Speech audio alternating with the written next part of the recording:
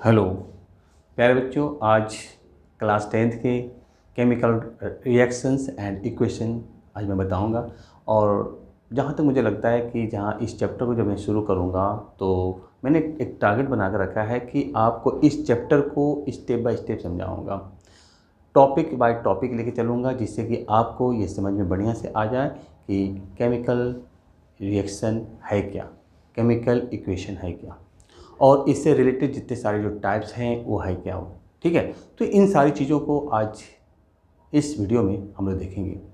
लेकिन मैं बताना चाहता हूँ कि इस वीडियो में आपको सिर्फ मैं एक टॉपिक लेकर चल रहा हूँ, वह है आपका chemical reaction and equation. Chemical reaction and equation एक ऐसा चैप्टर है जो अगर जिन बच्चों ने 9th क्लास का चैप्टर 3rd नहीं पढ़ा है वैसे बच्चों के लिए यह चैप्टर हार्ड हो सकता है। इसलिए मैं उन बच्चों से ज़रूर कहूँगा जो बच्चे 9th क्लास का चैप्टर 9 नहीं पढ़ा हो। एक्चुअली क्या है कि इस चैप्टर में जितने सारे हमारे जो केमिकल इक्वेशन है या जो केमिकल हमारे प्रोडक्ट्स हैं, वो सारे के सारे प्रोडक्ट जो हमारे हैं, ये कंपाउंड जो हैं हमारे सब के सब उसी से रिलेटेड है। अब किस तरह से केमिकल फार्मूला बनाओगे, एक चीज़ आपको ध्यान रखनी पड़ेगी। तो सबसे पहले मैं ये कहूँगा कि अगर आपने चैप्टर 3 नहीं पढ़ा 9th क्लास का, तो सबसे पहले उसको आप देख लेंगे। ठीक है, चलिए तो उससे आपको मैं स्टार्ट करता हूँ chapter 1 chemical reaction and equation.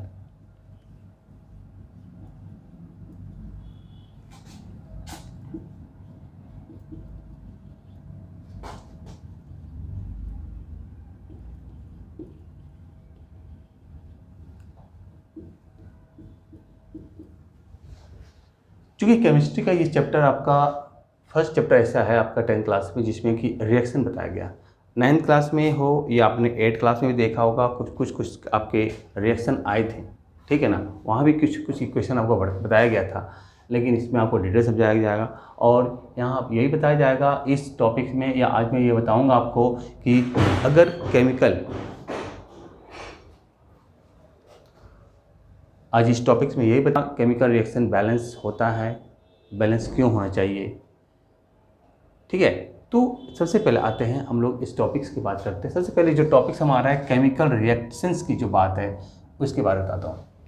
Actually क्या है कि जितने भी हमारे जो रिएक्शन, एक्चुअली क्या है ना कि अपने इसके पहले 9th क्लास में पढ़ा था physical change and chemical change, या फिजिकल इक्वेशन और केमिकल इक्वेशन। ठीक है, या फिजिकल आपका रिएक्शन और केमिकल रिएक्शन। तो ये सारी जो आपने पॉइंट आपने देखा है, सबका एक ही मतलब है कि आपने दोनों में कुछ ना कुछ डिफरेंस जरूर देखा होगा आपने। और डिफरेंस क्या था आपका? डिफरेंस ये था कि फिजिकल में हमारा जो है, जो जिस स्टेट में है उस स्टेट में हम लोग फिर से ले लेते हैं, लेकिन केमिकल में नहीं लेते हैं। केमिकल में एक नया प्रोडक्ट बनता है, एक न्यू प्रोडक्ट क्रिएट होता है उसमें। ठीक है, और उसमें हमारा स्टेट भी चेंज हो जाती है। स्टेट मीन्स उसकी जो अवस्था होती है, उसका जो आपका जो किस स्टेट में है, वो सॉलिड में है, लिक्विड में है, गैस में है, दिस इज स्टेट। ठीक है, तो क्योंकि स्टेट भी चेंज होती है तो आपको ये भी देखनी होगी इसमें। तो सबसे पहले देखते हैं कि अगर छोटे से एग्जाम्पल में आपको बताता हूँ कि अगर आप केमिकल रिएक्शन की बात करते हैं तो छोटा सा एग्जाम्पल लेता हूँ। जैसे सपोज कर लो कि अगर आप टी बनाना चाहते हो, चाय बनाना चाहते हो, तो चाय के लिए हमें जो ज़रूरत जो चीज़ होती है वो क्या चीज़ होती है। अब छोटे से एग्जाम्पल देखें पहले। यहाँ आपको चाहिए टी लीफ, ठीक है, वाटर, मिल्क, शुगर, और तब वहाँ पे हीट दे करके आप बनाते हो टी, एक चाय बनती है। तो इतनी सारी चीज़ आप मिलाते हो तो एक टी बनती है।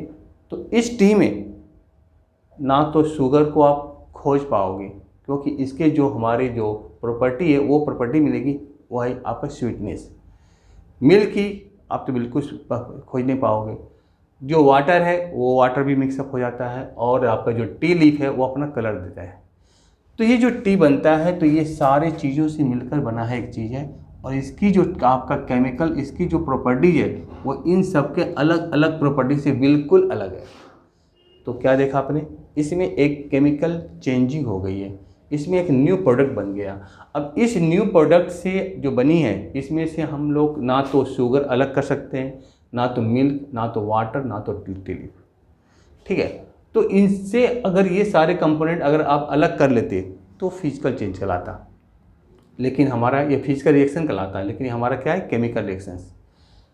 लेकिन बच्चों हमें ये T leaf, water, milk, sugar या मान लो कि ये सपोज कर लो कि जो वेजिटेबल हमारे घर में बनते हैं तो बहुत सारे वैरायटी मिलके बनते हैं और बहुत सारे उसमें मसाला पड़ते हैं और तब एक नया डिश बनता है हमारा, हमें उनसे नहीं मतलब है, हमें केमिकल से मतलब है।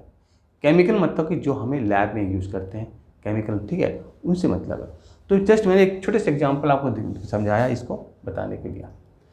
जिस तरह से इसमें हमारा केमिकल जो चेंज होती है, जो इसमें से हमारा प्रॉपर्टी जो चेंज होता है, जो न्यू प्रोडक्ट बनता है, सेम टू सेम इस केमिकल रिएक्शंस में ये सारी चीज़ें आपको आएंगी। एक छोटे से एग्जांपल, जब केमिकल की बात करते हैं तो आ जाते हैं छोटे एग्जांपल में। जैसे सपोज कर लो कि आपका एक लेते हैं मैग्नीशियम, वाटर ले लो, सॉरी हाइड्रोजन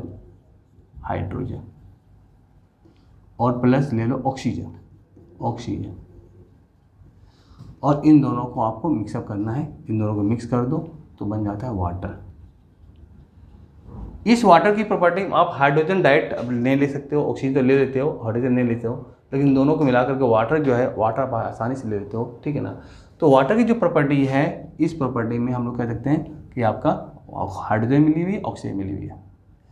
तो ये रिएक्शन हुआ, ये क्या हो गया, reaction. This is a reaction, क्योंकि हमें देखनी है कि किन दो चीज़ों से मिलकर क्या बनता है। रिएक्शन में क्या देखनी है आपको, रिएक्शन में ये देखनी है कि आपका कौन कौन चीज़ मिलकर के क्या बनाते हैं।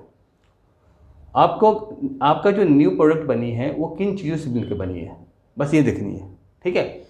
दिस इज कॉल्ड रिएक्शंस, इसी का नाम है केमिकल रिएक्शंस।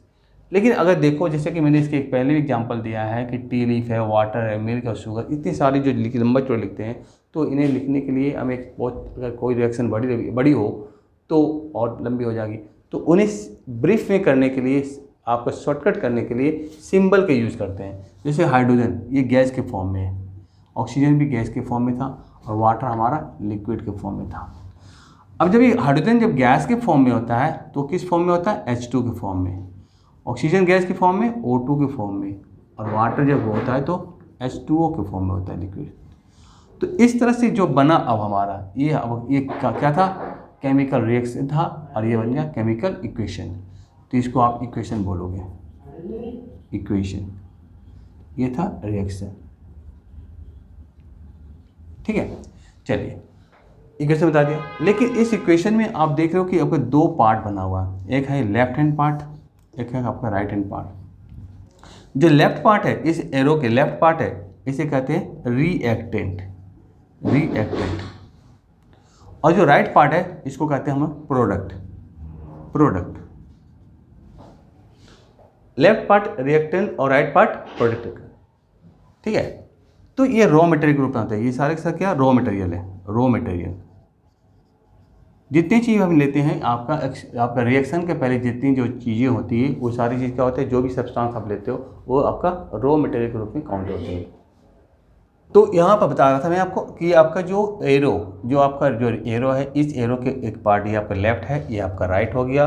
लेफ्ट पार्ट को रिएक्टेंट कहते हैं, राइट पार्ट को प्रोडक्ट कहते हैं। लेफ्ट पार्ट के जो रिएक्टेंट है इसको रॉ मटेरियल भी कहते हैं हम लोग, और ये प्रोडक्ट हमारा है ये। और ये जो बताता है, ये बताता है एरो क्या बताता है, ये आपका डायरेक्शन ऑफ रिएक्शन, ठीक है। मतलब ये कहना चाहता है कि ये दोनों मिलकर के ये बने हैं, ये आपका ये बताता है आपका रिएक्शन जो का जो डायरेक्शन है ये इस तरफ है, इसका मतलब क्या कि ये दोनों मिलकर ये बनी है, ठीक है। इन दोनों का प्रोडक्ट क्या है, ये वाटर है। तो ये तो बात होगी आपके रिएक्शन और आपका इक्वेशन की बात हो गया। लेकिन क्या सारे इक्वेशन, अब ये इक्वेशन जो है ये हमारा तो सही तो है, बिल्कुल एकदम सही है, लेकिन केमिकल भाषा में जब हम साइंस की भाषा देखते हैं तो साइंस में एक बात कही जाती है कि जितने भी लॉ ऑफ कंजर्वेशन ऑफ मास के अकॉर्डिंग, कि जो सब्सटेंस हम लोग लेते हैं वो सब्सटेंस कभी क्या होता है, डिस्ट्रॉय नहीं होता है। जब डिस्ट्रॉय नहीं होता है इसका मतलब कि जो जितने भाग आपने लिया उतने ही भाग आपको मिलना चाहिए। यहाँ आप देखो, हाइड्रोजन के 2 एटम, ऑक्सीजन के 2 एटम है, हाइड्रोजन के 2 एटम और ऑक्सीजन का 1 एटम है। तो ये तो आपके 2 एटम मिल गए, लेकिन ऑक्सीजन के यहाँ 1 एटम है, ये दोनों मिले नहीं। तो क्या लॉ ऑफ कंजर्वेशन ऑफ मास इसमें यूज हो रहा है, नहीं हो रहा। लॉ ऑफ कंजर्वेशन ऑफ मास के अकॉर्डिंग क्या होना चाहिए कि दोनों तरफ जो नंबर ऑफ एटम्स है वो क्या होना चाहिए, इक्वल होते हैं। हम लोग बैलेंस क्यों करते हैं, किसी भी इक्वेशन को बैलेंस करना इसलिए ज़रूरी हो जाता है कि मतलब कि आपका साइंस के अकॉर्डिंग जो आप लेते हो, मतलब कि आपका रॉ मटेरियल है, आफ्टर रिएक्शन जो प्रोडक्ट बनता है उसका भी वेट आपका उतना ही होना चाहिए, उसका भी आपका क्वांटिटी उतनी होनी चाहिए। तो इन दोनों को बैलेंस करने के लिए, इन दोनों को इक्वल करने के लिए हम लोग बैलेंस करते हैं। ठीक है, चलिए। लेकिन एक चीज़ तो यहाँ समझा दी मैंने आपको, लेकिन ऐसे इक्वेशन को जो बैलेंस नहीं है, ये जो आपका H2 + O2 जो है, अब H2O बन गया, ये not, this is not balance. तो जब बैलेंस नहीं है तो क्या करते हैं, ऐसे इक्वेशन को हम लोग कहते हैं, आइए इस इक्वेशन को मैं यहाँ पर थोड़ा सा लिखता हूँ, H2 + O2 H2O, तो इसको कहेंगे हम लोग स्केलेटल इक्वेशन, स्केलेटल इक्वेशन। लेकिन जब इसी इक्वेशन को बैलेंस करेंगे, दोनों तरफ के जो एटम्स हैं इक्वल होंगे, तब इसको हम लोग कहेंगे बैलेंस इक्वेशन कहेंगे। तो कैसे करते हैं, ऐसे तो बैलेंस इक्वेशन को बैलेंस करने के लिए आपके पास मेथड है, हिट एंड ट्रायल मेथड भी है, पार्शियल भी मेथड भी, पार्शियल मेथड है पार्शियल का, है ना। तो हिट एंड ट्रायल मेथड के द्वारा बहुत तो करते हैं, लेकिन मैं उन सारे को छोड़ करके एक अपना मेथड यूज करता हूँ। अब उसको देखना, ये बहुत ईजी भी है और बहुत ही कम समय लगता है। अब जैसे सपोज ये तो लिख दिया मैंने, फिर से लिखो आप H2 + O2, एरो दिया, H2O कर दिया, हाइड्रोजन 2 आइटम है, हाइड्रोजन 2 आइटम यहाँ पर है, ऑक्सीजन 2 आइटम है, ऑक्सीजन 1 आइटम है। मेरा कहना ये है कि जो प्रोडक्ट है, मैक्सिमम इक्वेशन में, मैक्सिमम रिएक्शन में जो प्रोडक्ट है, अगर उसमें से जो ऑड वाले हैं उसको सबसे पहले क्या करने होगी आपको, उसको आप इवन करो। जैसे ये इवन है, ये हमारा क्या है, ऑड है, तो ऑड को इवन करने के लिए क्या यहाँ 2 लिखने से चल जाएगा, नहीं, कंपाउंड हमारा चेंज हो जाएगा, ये वाटर की जगह पर क्या हो जाएगा, हाइड्रोजन पेरोक्साइड बन जाएगा, जो बिल्कुल डिफरेंट है उससे। ठीक है, तो जो भी अगर आपको नंबर ऐड करना होगा, नंबर इसमें इंक्लूड करना होगा, वो कंपाउंड के फ्रंट में, यहाँ पर कंपाउंड के फ्रंट में करना है। तो हाइड्रोजन 2 था, ठीक है, ऑक्सीजन मैंने यहाँ पर ऑक्सीजन 2 कर दिया, ऑक्सीजन 2 हो गया हमारा ना, ये ऑड नंबर था।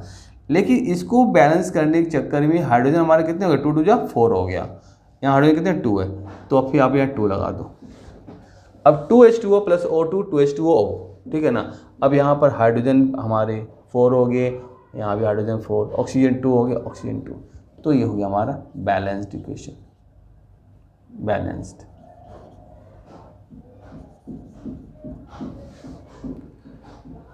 तो इस तरह से आपने क्या देखा, एक छोटा सा एग्जांपल में बताया था कि जो हमारे जो केमिकल रिएक्शंस और इक्वेशंस है, ठीक है ना, उसका स्टार्टिंग मैंने आपको समझा दिया था कि किस तरह से इसको हम लोग, मतलब कि इसमें है क्या और किस तरह से इसको बैलेंस करते हैं।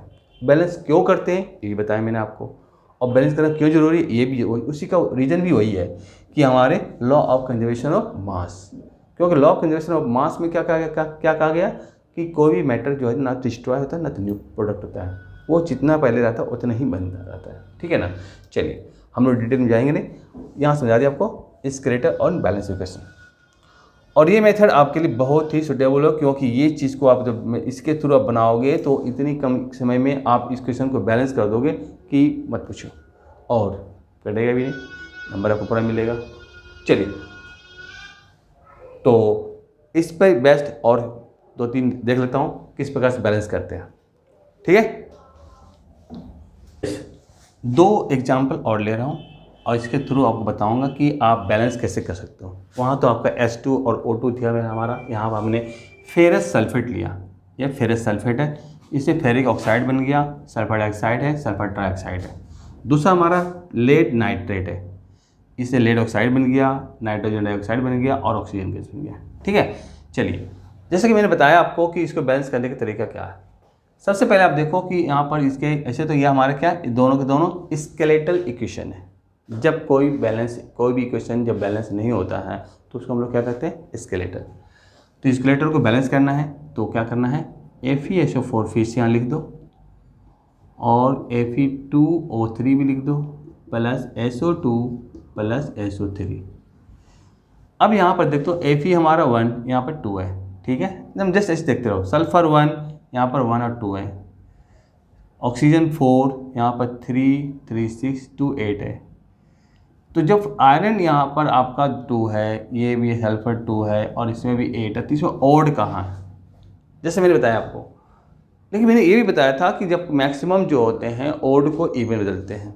चलिए, तो इधर ओड हो या इधर ओड हो, ओड नंबर तो दोनों तरफ यहाँ पे देखते हैं। आयरन भी हमारा 1 है, सल्फर भी हमारा 1 है, यहाँ आयरन 2 दिया हुआ है। अगर आयरन को 2 से मल्टीप्लाई, फेरस सल्फेट को 2 से मल्टीप्लाई करते हैं तो फिर इक्वेशन में क्या देखते हैं, तो फिर Fe2 हो गया हमारा, सल्फर 2 ये भी हो गया, और 4 2 8 ये भी हो गया। तो एक 1 2 रखने से हमारा जो फेरस सल्फेट जो हमारा जो कंपाउंड है, जो ब्रेक होने के बाद, इसको हीट एनर्जी देने के बाद जो है ना, हीट देने के बाद क्या होता है, ये ब्रेक होता है, और ब्रेक होने के बाद 3 कंपाउंड बनता है, सल्फर डाइऑक्साइड, सल्फर ट्राइऑक्साइड, और मेन कंपाउंड क्या है, फेरिक ऑक्साइड है। तो अब यहाँ पर देखते हैं कि सारे के सारे हमारे एलिमेंट एटम क्या है, इक्वल हो, सारे एलिमेंट के जो एटम्स हैं वो हमारे इक्वल हो गया ओनली 2 लगाने से। चलिए थोड़ा और इसमें हार्ड में आते हैं, थोड़ा सा थोड़ी सी हार्ड है। अब देखिए लेड 1 ठीक है, यहाँ पर नाइट्रोजन देखो कितने हैं, N2 हो गया, ऑक्सीजन कितने 6 है, यहाँ नाइट्रोजन कितने, ऑक्सीजन कितने हैं 2 2 4 और 5 है, एक ऑर्डर। नाइट्रोजन कितने हैं 1, यहाँ कितने 2 थे। अब बताओ, यहाँ तो ऑड अब आ गया हमारा, लेड तो ठीक इक्वल हो गया, ऑक्सीजन हमारा ऑड आ गया और नाइट्रोजन ऑड आ गया। अगर ऑक्सीजन को इक्वल करता हूँ, ऑक्सीजन को इक्वल करो, पहले ऑक्सीजन को इक्वल कर दिया, मैंने कि ऑड से इवन बना दिया, तो ऑक्सीजन 2 और 2 और 4 2 हो गया, 2 4 6 हो गया, ठीक है।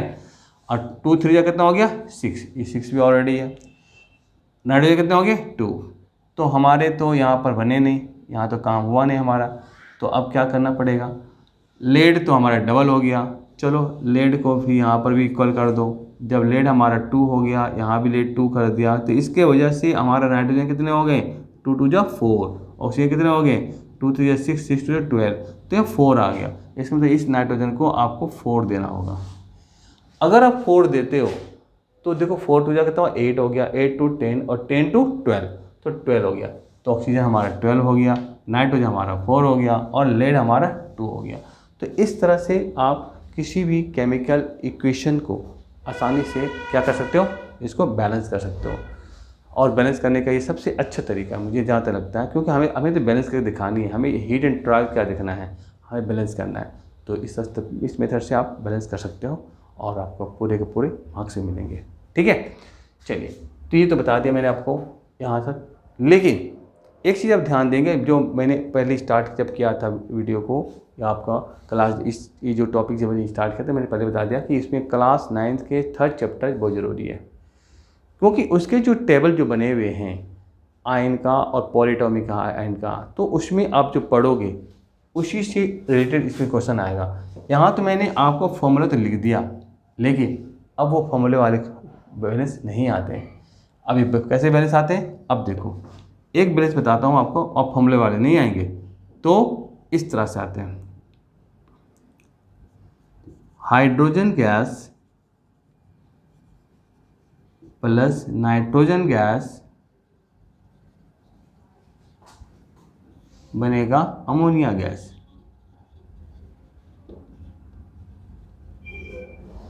अब हाइड्रोजन गैस नाइट्रोजन गैस बनेगा क्या, अमोनिया गैस। एक तो इस टाइप के आते हैं, तो इस टाइप में क्या, हाइड्रोजन गैस को मैंने पहले बता दिया था कि इसको H2 से लिखते हैं, नाइट्रोजन को भी आप N2 से लिखो, लेकिन अमोनिया का फॉर्मूला आपको नहीं आता है, तो उसको याद करना पड़ेगा, लर्न करने पड़ेंगे NH3। अब यहाँ पर जो आ गए H2 + N2 NH3, इसको तो आप बैलेंस करना पड़ेगा आपको। तो क्या कर सकते हो आप, आसानी से कर सकते हो। अब बताओ, मैं करता हूँ। हाइड्रोजन कितने हैं 2, यहाँ कितने हैं 3, ये हो गया ओड। नाइट्रोजन कितने हैं 2, ये नाइट्रोजन कितने हैं 1, ये हो गया हमारा ओड। सबसे पहले क्या करोगे, इसको बनाओ इवन, दोनों इवन बन गए। इसके बनते ही इवन, अब क्या हो गया, नाइट्रोजन 2 हो गए, ये तो मिल गया हमारा, लेकिन हाइड्रोजन कितने हो गए 3 2 जा 6, यहाँ कितने 2, यहाँ पर दिया 3, तो ये हो गया हमारा बैलेंस। तो इस तरह से छोटा सा आपका मैंने बताया कि किस तरह से, अगर आपको रिटन लिखा होगा इन वर्ड्स, आपके सिंबल नहीं लिखी होगी, और तब उस कंडीशन में आप किस प्रकार से दोगे। ये तो मैंने एक सिंपल बता दिया, लेकिन इसमें एक और भी आता है, उसमें पूरी की पूरी रिएक्शन लिखा रहता है कि when calcium oxide react with water then calcium hydroxide is formed. Now write the equation and balance the equation. Equation लिखने के लिए कहेगा आपको और इसको बैलेंस करने के लिए कहेगा। तो ऐसे क्वेश्चन आते हैं, ठीक है ना, वैसे क्वेश्चन भी देखेंगे। चलिए एक क्वेश्चन उसका देखता हूँ। When silver bromide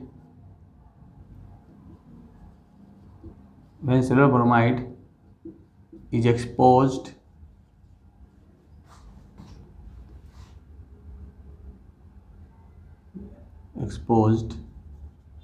in sunlight, then a gray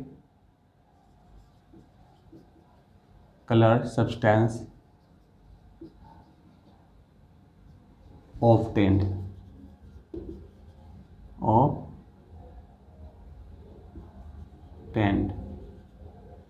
and a bromine gas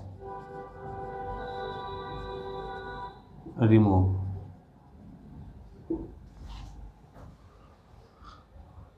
When silver bromide is exposed to in sunlight, अब सनलाइट में इसको एक्सपोज किए जाते हैं तो क्या हो, ग्रे कलर का एक सब्सटेंस मिलता है और उसके बाद एक ब्रोमीन गैस क्या होता है, रिमूव होता है। तो इसको आपको सोचना पड़ेगा सिल्वर ब्रोमाइड। सिल्वर ब्रोमाइड को लिखते हैं AgBr। इसको आप गर्म करो सनलाइट में, सनलाइट रख दो, एक्सपोज करते हैं सनलाइट में, तो बनता है Ag प्लस ब्रोमीन गैस बाहर निकल जाता है, ये ग्रे कलर का होता है। और इस तरह से क्या होता है कि हमारा ये बन तो गया, ये तो केमिकल रिएक्शन बना दिया मैंने, केमिकल रिएक्शन इक्वेशन दोनों बन गया, लेकिन अब इसे बैलेंस करनी है। तो कैसे करेंगे, ब्रोमीन 2 ब्रोमीन 1, चलो 2 से मल्टीप्लाई कर दो, दोनों तो ब्रोमीन इक्वल हो गया, सिल्वर 1 सिल्वर 2, चलो यहाँ भी 2 से मल्टीप्लाई कर दो। This is the balance equation. अब ये बैलेंस इक्वेशन हो गया, इस इक्वेशन को आप बैलेंस इक्वेशन कहेंगे, ठीक है। तो ऐसे भी इक्वेशन आपके आएंगे जो कि आपका रिएक्शन गिवन होगा इन वर्ड्स आपका स्टेटमेंट में, और तब उसमें से आपको जो फॉर्मूले होते हैं वो फॉर्मूले लिखने पड़ेंगे, लिख करके फिर तब उसको बैलेंस करना पड़ेगा।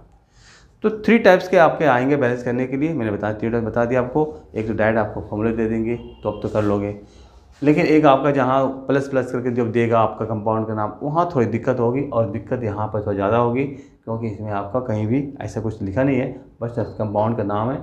और ये कंपाउंड का नाम आपका कहाँ, वही बता दिया क्लास 9th चैप्टर 3 में जो टेबल बनी हुई है, सारा आप लर्न कर लेते हो। तो 98%, 99, 95% तो पूरा तो उसी में कवर हो जाएगा। उसमें से 1-2 एलिमेंट उसमें नहीं दिया, बाकी आपको नहीं दिया हुआ। तो इस तरह से आज का जो ये क्लास हुआ, ये केमिकल रिएक्शंस और इक्वेशंस का जो फर्स्ट पार्ट हुआ कंप्लीट हुआ।